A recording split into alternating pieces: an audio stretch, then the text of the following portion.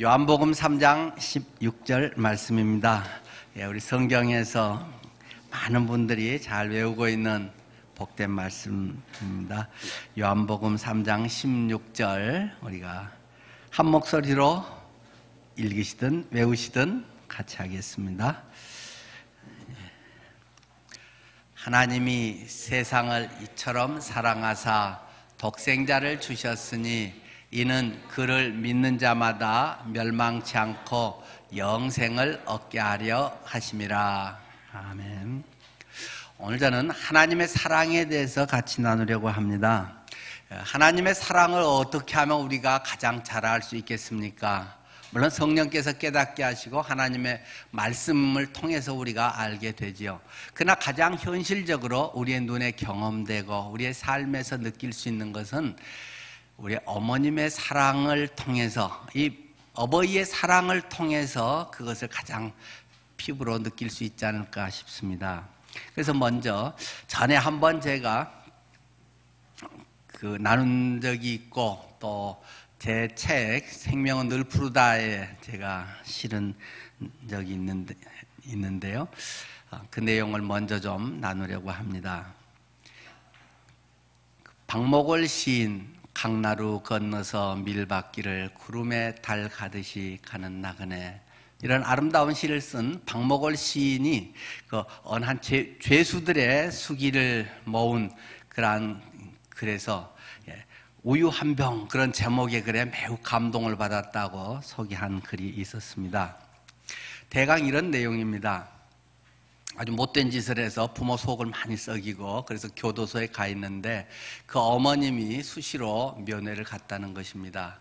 그런데 면회를 가서 이 방탄유리 같이 된 그 접견실에서 그 아들을 만나서 그 자식의 죄수복을 입고 나온 모습 보면 얼마나 마음이 아프시겠어요. 그래서 그 자식을 보면서 이 앙상한 이 얼굴에 눈물을 흘리면서 힘내라, 네가 곧 나올 날 기다린다, 뭐 여러 가지 위로도 하고 격려도 하고 이제 영치금도 넣어주고 오곤 하는데 뭐 자식은 별로 변한 게 없더라는 것입니다. 자식은 냉랭한 모습으로 나와서 알았어요, 걱정 말아요 하고는 그냥 넣어준 영치금이나 고마워하고 그거나 좀 더 많이 줬으면, 늘 그런 반복된 모습이었다는 것입니다. 그런데 하루 이 겨울날이었습니다. 그 겨울날 어머님이 또 그 면회를 가서 우유 한 병을 자식 앞에 내어놓습니다. 근데 면회 접견 신청을 하고 어머님이 매점에서 우유를 이제 샀는데, 옛날에는 그 병 우유 있었잖아요. 병에 담아서 종이 뚜껑으로 된 그런 이제 우유였는데, 어머님이 그 우유를 젖가슴 사이에 넣고 그것을 꼭 품어서 갖고 있다가 아들에게 줬다는 것입니다. 아들이 처음에는 무심결에 그걸 받아서 뭐 영치금이나 많이 주지 뭐 우유 이런 거 주나 하고 평소같이 심드렁한 모습으로 또 알았어요, 뭐 잘 가요, 그냥 그러고 들어갔는데 그 이제 아들의 수기에서 그 우유를 들고 가는데 그 겨울날에 우유가 차지 않더라는 것입니다. 뭐 우유가 뭐 뜨겁게 하겠어요? 찬기가 가신 미지근한 우유를 손에 들면서 눈물이 쭉 흐르더랍니다. 가슴이 울컥하면서 어머니가 나를 조금이라도 차지 않는 우유를 먹이기 위해서 젖가슴 사이에 이것을 품고 이 찬 우유를 품어서 더 데워주려고, 차지 않게 해주려고 했던 어머니의 그 사랑이, 어렸을 때 그 마음, 어머니의 사랑의 마음이 뭉클하게 다가와서 그가 이제 쓴 글의 내용은 짤막하게 한 군데를 인용하면 이렇습니다. 어려서 제가 빨고 자란 바로 그 젖가슴으로 차디찬 우유를 녹여주시는 어머님의 사랑이 무엇인지를 정말 알았습니다. 제가 악을 쓰며 대들 때도 침착하게 타이르시던 교훈에 무엇인지 참사랑에서 넘쳐 흐르는 정화된 인생을 발견하고 삶의 진가가 무엇인가를 넉넉히 알 수 있었습니다. 어머니 하고 우유병을 쓸어안고 울었습니다 하는 그런 내용의 소개였습니다. 여러분은 어머님을 생각하시면 어떤 기억이 나십니까? 두 번째 이야기입니다. 제가 신학대학원 다닐 때 구약신학 강의를 하시던 노 교수님이 계셨습니다. 그분이 한 번은 그 수업 시간에 지난날 회상하면서 어머님에 대한 이야기를 눈시울을 적시면서 하시더라고요. 젊은 날에 자기가 이 쇼펜하우어의 그 염세주의에 빠져서 방황을 많이 했다는 것입니다. 이렇게 살면 뭐하나? 이렇게 시골 총국에서 태어나서 지금 이렇게 뭐 이제 좀 큰 도시로 나와서 학교 자취생활하면서 다니고는 있는데 이렇게 해봐야 내가 뭐하지? 그런 마음이 계속 쇼펜하우어의 이런 철학들을 접하면서 마음속에 깊이 스며들었다는 것입니다. 그래서 자살해버려야지, 차라리 죽어버리는 게 속 편하지, 뭐 이렇게 살아봐야 별거 있나, 그런 마음이 그를 계속 힘들게 했다는 것입니다. 그래서 자살을 해야겠다 그런 생각을 하는데 순간 퍼뜩 그의 머리에 떠오르는 어머니에 대한 한 장면이 있더라는 것입니다. 그것은 닭뼈다귀만 핥고 있던 어머님의 모습이었습니다. 객지 생활을 하기 때문에 이제 주말이면 집에 가잖아요. 빨랫감을 싸가지고 집에다 던져놓으면 어머님이 빨래해 주시면 이제 그거 챙겨가지고 이제 주일 저녁에 또 가는데, 뭐 저도 고등학교 때 그 객지에서 학교 다닐 때 늘 주말이면 빨래 가져와서 어머님 드렸고 빨래 해놓은 거 가져가고 뭐 이렇게 저도 그 생활을 늘 했었는데, 그 노 교수님도 그 빨랫감 갖고 어머니께 드리고 그냥 도시 생활에, 이게 고등학생 때 얼마나 또 힘들었겠어요. 그런데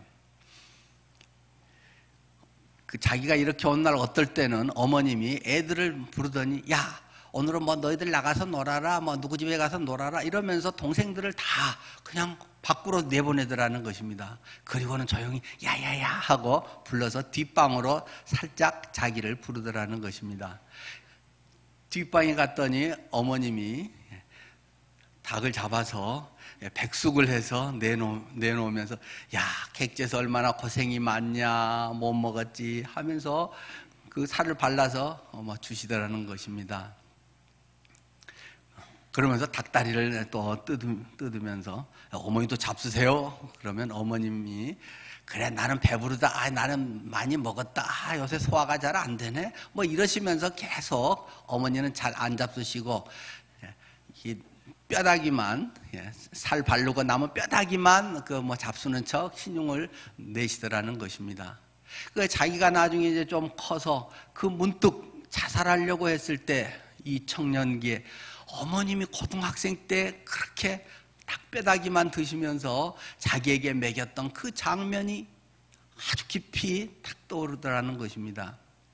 자기 집의 장남인 자기가 이 장남을 잘 키워야 동생들도 앞으로 잘 되고 우리 가문이 일어난다고 어머니는 수십 년 된 옷을 그대로 낡은 옷을 입고 자기 배를 골아가면서 자기를 이렇게 키운 그 어머님이 그 모습이 자살하려는 그 순간 그 마음 깊이 와서 차마 자살할 수가 없더랍니다.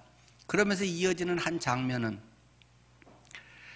내가 이렇게 자살을 하고 나면 우리 어머님이 나중에 내 시체를 부둥지 않고 얼마나 통곡하면서 피눈물을 흘리고 울 것인가.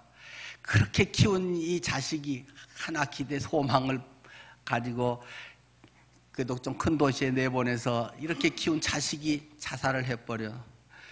어머니의 그 무너지는 가슴을 차마 그 장면을 생각하니까 자살을 할 수 없어서 그 시기를 넘기고 이제 신학대학교 교수로서 지금 이렇게 있노라는 그런 말씀이셨습니다.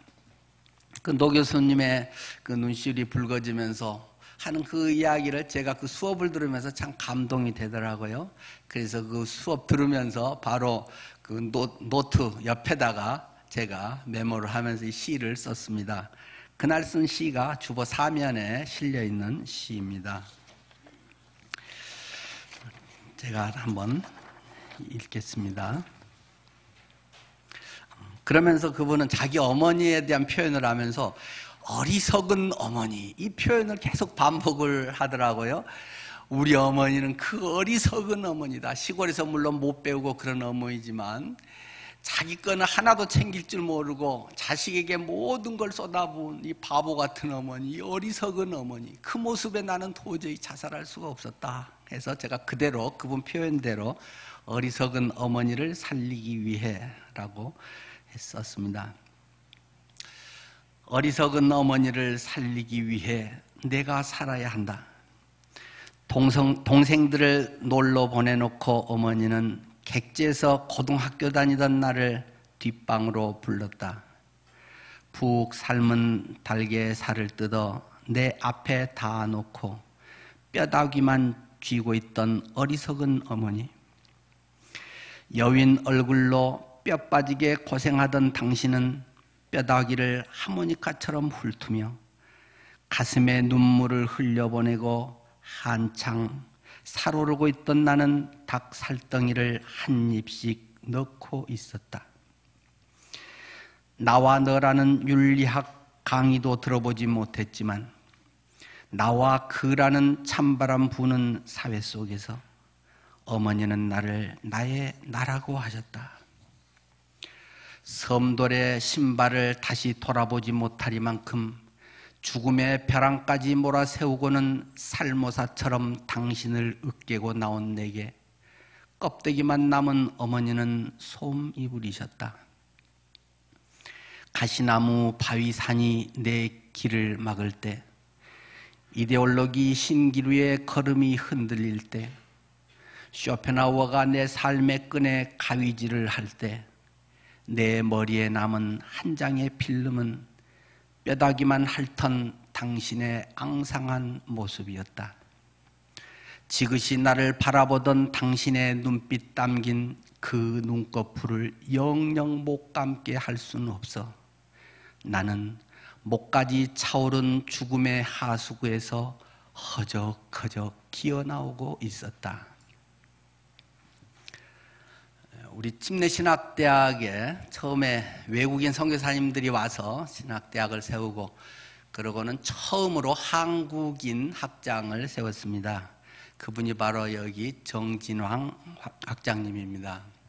재작년에 소천하셨는데 그분의 강의 들었던 것이 제 마음속에 참 뭉클하게 오랫동안 남아있고 그날 강의 들으면서 썼던 이 시를 가끔 한 번씩 읽어볼 때면 그러한 어머님에 대한 이미지 또 우리 주님에 대한 이미지가 제 속에 떠오르곤 합니다.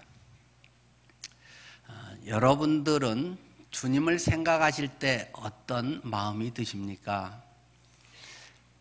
우리가 주님을 사랑하고 주님의 은혜 가운데 있고 말씀을 읽고 기도하는 이러한 것 속에 정말 내 속에 주님은 어떤 모습으로 오롯이 살아 계십니까?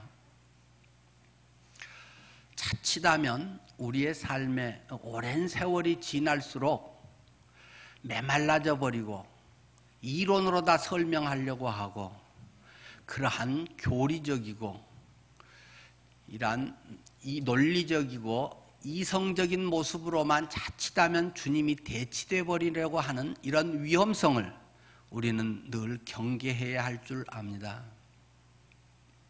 주님을 생각할 때 그분에 대한 감동, 주님에 대한 첫사랑, 주님으로 인해서 내 인생의 새로운 전환점이 되었던 그런 가슴 뭉클한 것이 그 뒤로 10년, 20년, 30년이 지난 나의 신앙의 삶 속에는 어떤 모습으로 살아서 더욱 활기차게 부활의 역사를 펼쳐가고 계실까요?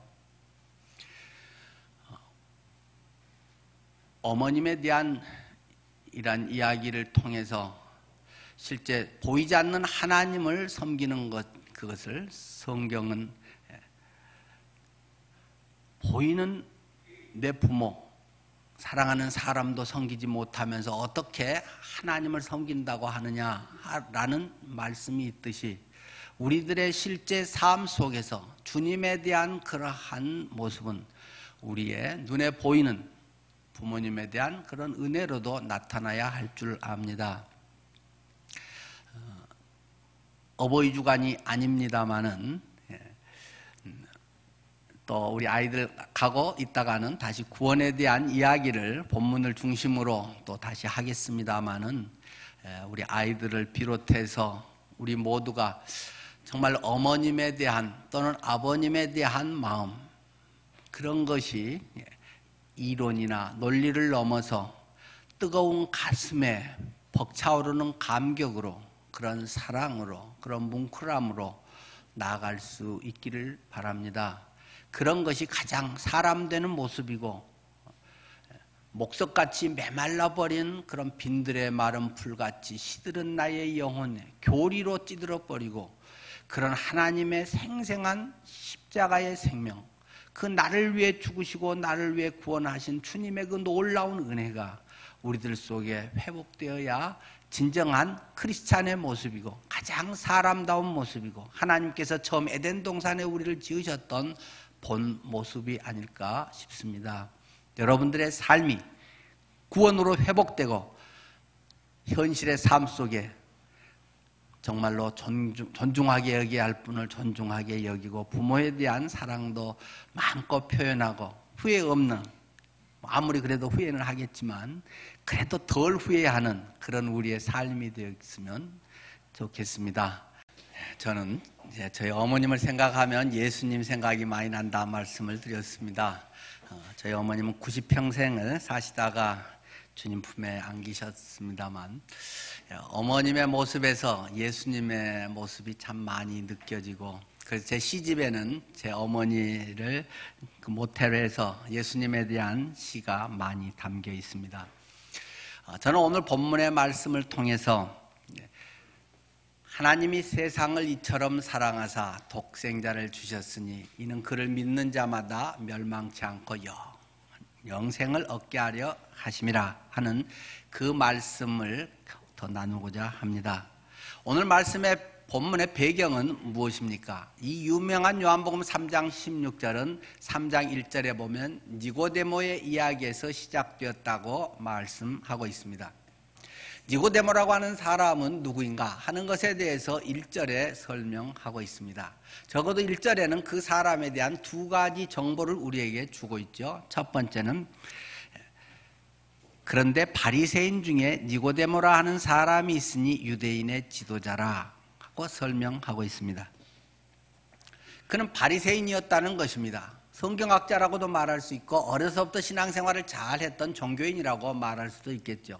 우리식으로 하면 교회에 아주 어려서부터 모태 신자로 쭉 신앙생활을 했던 그런 사람이고 아주 모범적인 교인이라고 말할 수 있을 것입니다. 또 그는 유대인의 지도자라고 말합니다. 지금 우리식으로 하면 국회의원과 같은 것이죠. 지난 개역 한글판에서는 유대인의 관원이라 이렇게 번역되어 있었죠. 산헤드린 공회의 공회원, 국회의원급의 이 사람, 그래서 이 사람은 별로 부러울 것이 없는 사람이죠. 거기다가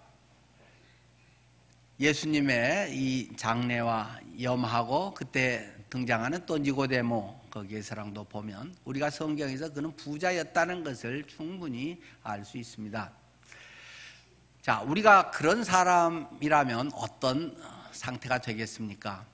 종교적으로도 신앙적으로도 아주 본이 되는 그런 사람이고 그가 사회적 지위도 아주 높은, 잘 나가고 승진도 잘 되고 높은 자리에 있는 사람이고 또 그는 부자에서 돈도 많아서 별로 어려움이 없는 이런 사람이면 별로 어려움, 고민이 없을 것 같은데 성경은 그런 사람이 밤에 예수님을 찾아왔다고 설명하고 있습니다. 왜 밤에 찾아왔는지 자세히 설명하고 있지 않지만 우리가 미루어 짐작하건대 그것은 아마 사람들의 시선을 피하기 위함일지도 모릅니다.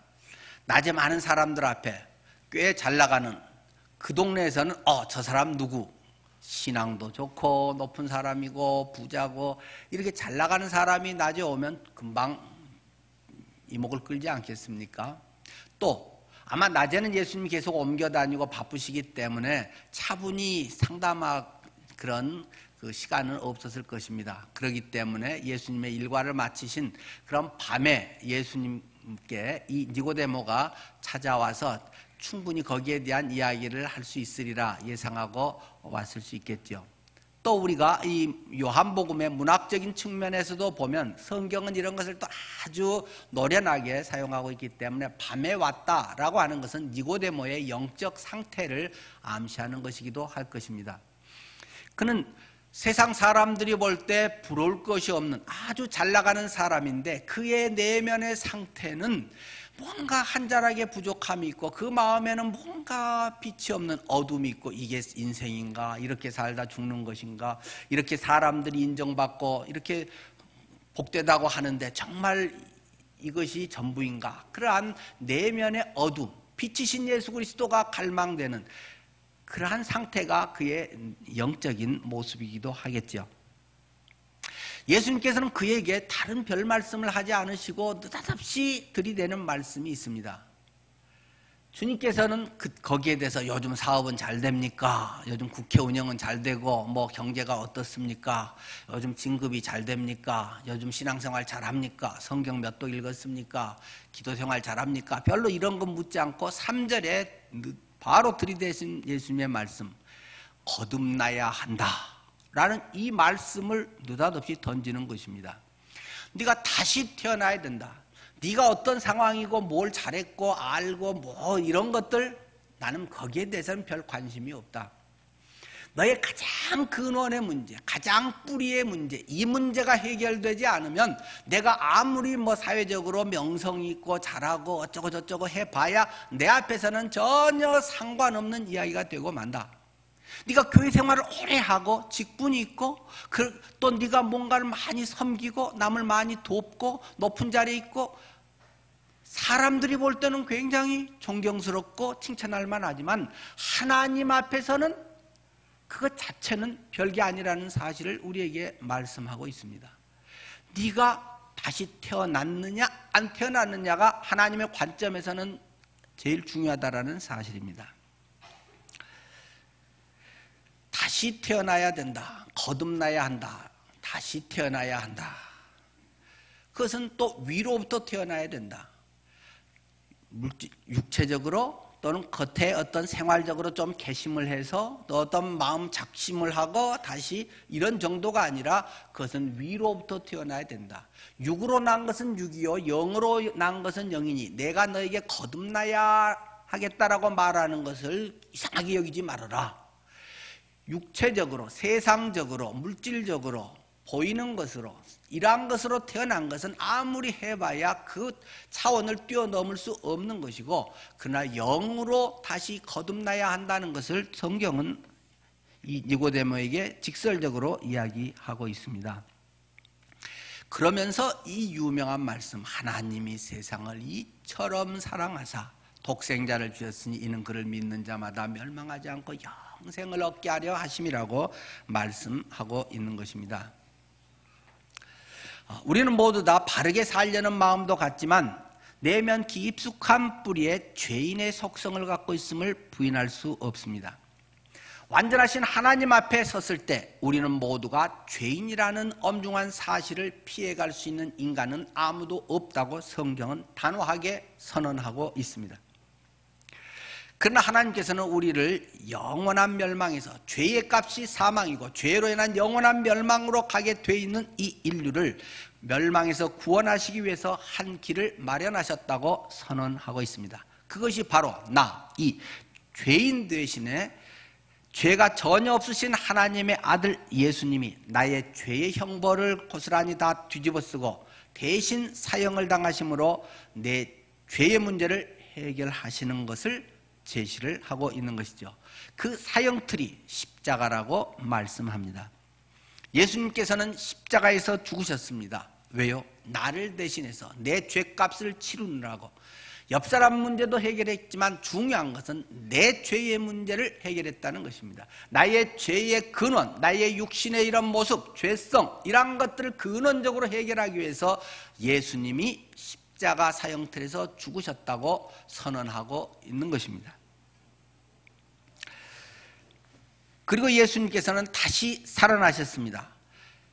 이 부활은 이제는 내가 죄인이 아닌 하나님의 자녀로서의 거듭난 삶, 내 자신이 부활의 삶을 살 수 있도록 주님께서 이 일을 하셨다라고 선언하고 있는 것이죠. 예수는 우리 범죄함을 인하여 내어줌이 되고 또한 우리를 의롭다고 하시기 위해서 살아나셨느니라. 성경이 선언하고 있는 것처럼 십자가 사건은 우리의 모든 부정적인 것, 우리의 무기력한 것, 우리의 모든 자랑, 세상에 속한 것, 자기를 뿌리로 하는 이러한 것들을 완전하게 꺾어버리고 해결하고 죽음에 몰아넣어버리고 예수 그리스도께서는 다시 부활을 통해서 거듭나고 하늘의 것을 사모하며 다시 새로워진 영원한 것을 추구할 수 있고 영원히 내 속에 살아 꿈틀거리는 그러한 삶을 살도록 예수 그리스도의 부활을 통해서 이루셨다고 선언하고 있습니다.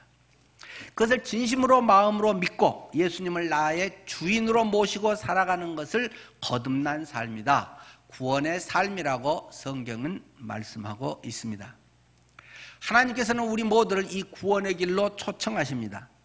부활하셔서 영원한 생명이신 예수님을 영접하면 우리도 역시 영생이신 그분이 내 안에 있기 때문에 나도 영생자가 되었다고, 내가 영생을 얻었다라고 성경은 우리에게 말씀하고 있는 것입니다.